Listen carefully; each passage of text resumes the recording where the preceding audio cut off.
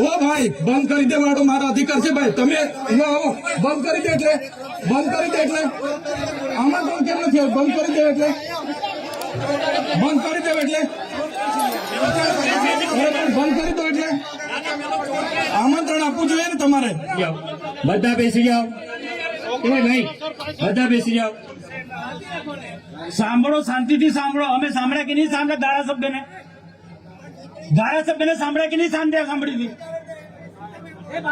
ચાલ બે શાંતિથી તું મંત્રી સાહેબો તમે બેઠા છો સાંસદ સાહેબ પણ છે સાહેબ આટલો મોટો મારા વિસ્તારમાં કાર્યક્રમ છે કલેક્ટર સાહેબ પ્રાંત સાહેબ અને પ્રાયોજનાજી શર્માજી હું અહીંનો ધારાસભ્ય છું ભાઈ મને કેમ કોઈ ફોન બી નહીં કર્યો પત્રિકા નહીં જાણ નહીં ખુલાસો કરો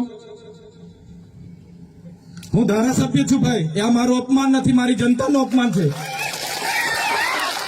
આ મારું અપમાન નથી મને કોઈ કાર્યક્રમનો મોહતાજ નથી મને પત્રિકામાં નામ આવે મારી તકતીમાં નામ આવે તો જ ચૈતર વસાવા આવે એવું નથી ચૈતર વસાવા નામ માટે હું નથી આવતો મારા જનતાને મારા સરપંચે કીધું કે આટલો મોટો કાર્યક્રમ છે શિક્ષણનો સાહેબ તમારે આવવું પડશે એટલે મેં આવ્યો છું અને કલેક્ટર સાહેબ તમારી જવાબદારી છે તમે વહીવટ છો તમે મને ફોન કરીને જણાવો ને કાર્યક્રમ છે મંત્રી સાહેબ ગાંધીનગરથી આવે છે કઈ તકલીફ છે અમારાથી તમને પ્રાયોજનાજી શર્માજી તકલીફ है आपको તો કેમ ભાઈ તમે અમને જાણ નથી કરતા કેમ આમંત્રણ નથી આપતા તમારું વહીવટી તંત્ર હું ધંધા કરે છે ને બધું ખબર છે હમણાં મોદી સાહેબ આવ્યા હતા ખર્ચો થાય ભાઈ 8-10 કરોડ રૂપિયાનો ખર્ચો થાય તમે દેવ મોગરામાં ડેકોરેશન માટે કલેક્ટર સાહેબ 16 કરોડ રૂપિયાનો અમારા આદિજાતિ બજેટમાં ખર્ચો પાડ્યો છે તમે ત્યાં મોદી સાહેબના મંડપના સ્ટેજ માટે 15 કરોડના ખર્ચા કર્યા છે ટોયલેટ મોબાઈલ ટોયલેટ માટે 2,40,000નો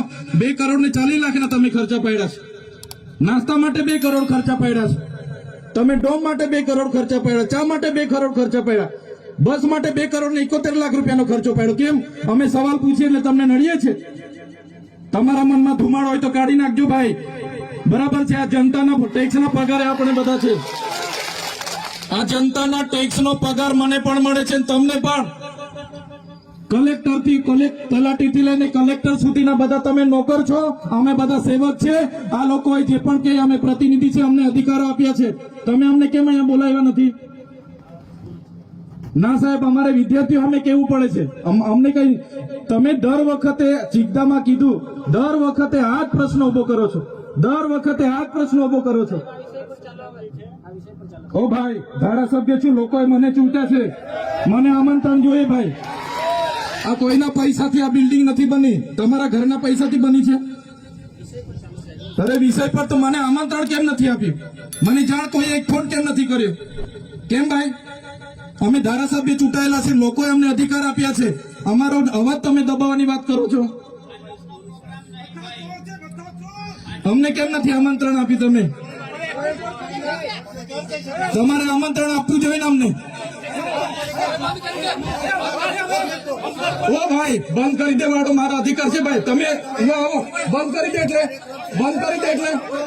આમાં પણ કેમ નથી બંધ કરી દે એટલે બંધ કરી દો એટલે આમંત્રણ આપવું જોઈએ ને તમારે અમને તમે આમંત્રણ કેમ નથી આપ્યું ભાઈ અમે ચૂંટાયેલા ધારાસભ્ય છે અમને એક ફોન કોઈનો આવ્યો નથી કલેક્ટર સાહેબની જવાબદારી છે આ કોઈના કમલમના પૈસાથી બિલ્ડિંગ નથી બની ભાઈ કોઈ તો પછી પણ સાહેબ અમે તમારી રિસ્પેક્ટ કરીએ છીએ દરેક સરકારના કાર્યક્રમમાં હું હાજર છું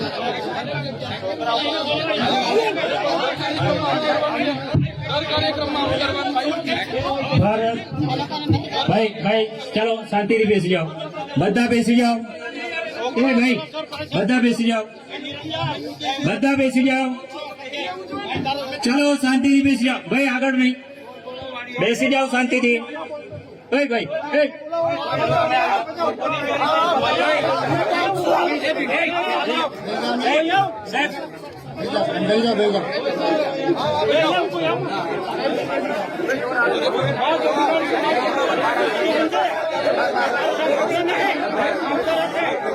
ભાઈ ચાલો ભાઈ પોલીસ ડિપાર્ટમેન્ટ સાઈડ પર આવી જાઓ.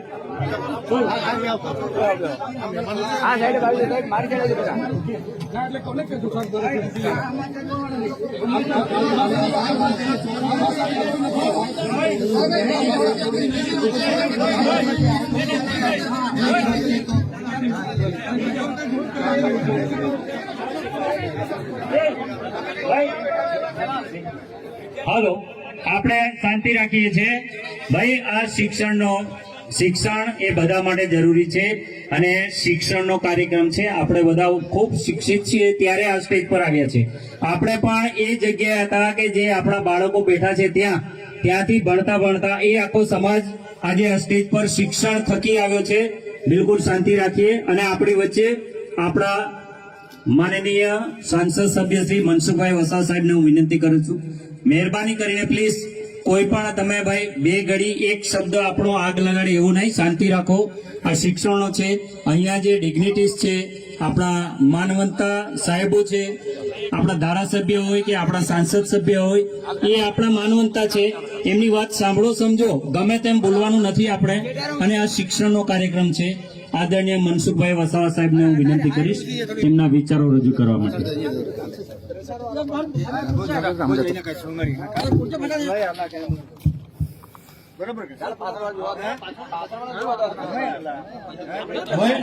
સાંભળો તો શાંતિથી ઉઠીને જતા રહો.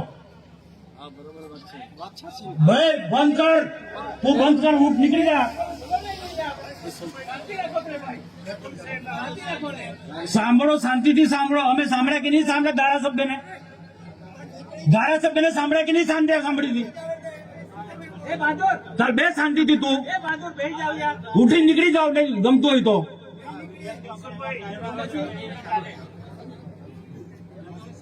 ભારત માતા કી ભારત. ભાઈ તમે નીકળી જાઓ, બાદ ઉભા રહો.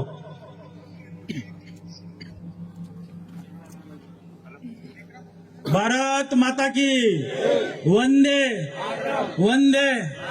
દેમોંગરા માતા કી દેમોંગરા માતા કી જય જય સીતારામ. આજે